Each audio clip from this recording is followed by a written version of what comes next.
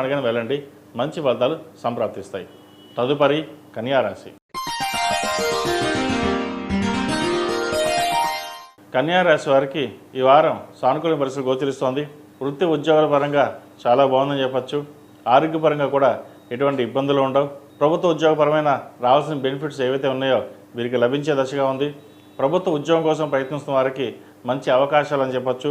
వచ్చిన అవకాశాలు సద్వినియోగపరచుకోవాలి.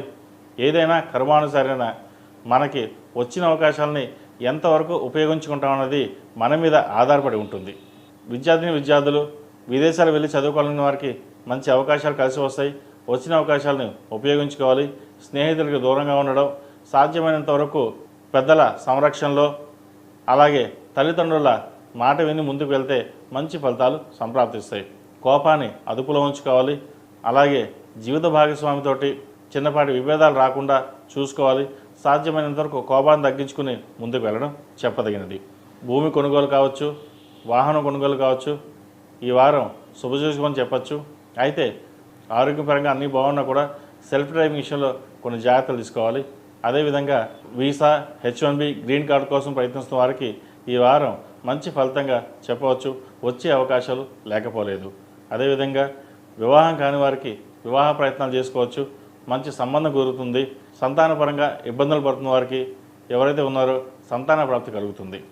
ఈ రాశిలో నిర్మించిన స్త్రీలకు వృత్తి ఉద్యోగాల పరంగా సానుకూల పరంగా బాగుంది.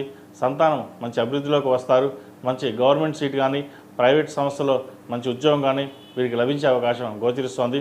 దీనివలన ఇంట్లో కాస్త సమస్యలు, ఆర్థికంగా ఉన్న ఏవైతే ఇబ్బందులు ఉన్నాయో అవి తొలగిపోతాయి. చాలా ఆనందపడతారు. పిల్లల మంచి వృద్ధిలోకి వచ్చారు అనే భావన ఏర్పడుతుంది. మీ కష్టం తగిన ప్రతిఫలం ఇన్నాళ్ళకు లభించిందనే ఒక ఆనందం వ్యక్తపరుస్తారు. అయితే వ్యయంలో కుజకేతువులు కుటుంబపరంగా దూరంగా ఉండవలసిన పరిస్థితి గోచరిస్తోంది. జీవిత భాగస్వామితోటి మాట పట్టింపు కావచ్చు, లేదంటే ఏదో రకంగా అయినా సరే దూరంగా ఉండవలసిన పరిస్థితి గోచరిస్తోంది. ఇటువంటి విషయాల్లో జాగ్రత్త వహించండి. ఈ రాశివారు ప్రతిరోజు ప్రతినిత్యం ఓం నమో నారాయణ ఒత్తులతో దీపారాధన చేయడం, సుబ్రహ్మణ్య స్వామికి అభిషేకం చేయించండి. మంచి ఫలితాలు సంప్రాప్తిస్తాయి.